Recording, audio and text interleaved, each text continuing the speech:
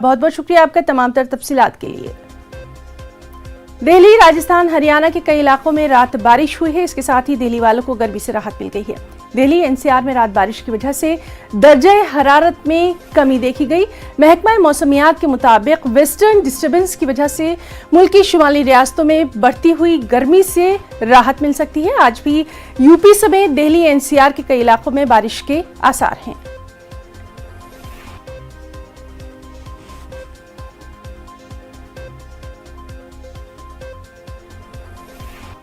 तो दिल्ली एनसीआर में जो मौसम का मिजाज बदला है उससे लोगों को गर्मी से राहत मिल गई है। दिल्ली से हमारे साथ मौजूद हैं हमारे रिपोर्टर लखवीर, आपसे जानना चाहेंगे अभी दिल्ली का मौसम कैसा है और आइंदा के लिए मेट्रोलॉजिकल डिपार्टमेंट ने क्या कुछ कहा है?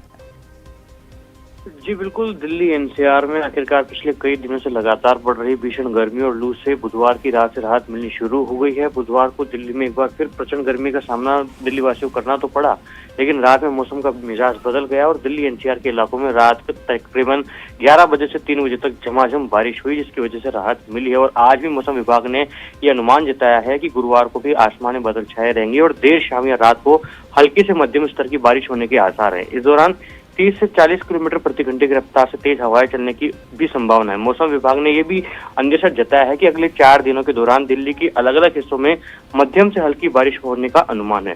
मौसम विभाग ने इसके लिए येलो अलर्ट भी जारी किया है। तो साफ कहा जा सकता है कि अगले जो 2-4 दिन होंगे उसमें जो मौसम का जो तापमान है उसमें अधिकतम तापमान में तकरीबन 7 डिग्री तक की गिरावट हो सकती है। तो ये जो तापमान है, जो अधिकतम तापमान लगातार बढ़ रहा है राष्ट्रीय राजधानी से अन्य हिस्सों में, जिससे लू भी चल रही है, तापमान ज्यादा बढ़ रहा हुआ है, जी तो शदीद गर्मी से लोगों को राहत मिलने की कुछ उम्मीद दिखाई दे रही है। लखवीर, बहुत बहुत शुक्रिया आपका तमाम तर जानकारी के लिए। एक और अहम खबर, पीएम नरेंद्र मोदी का आज से 2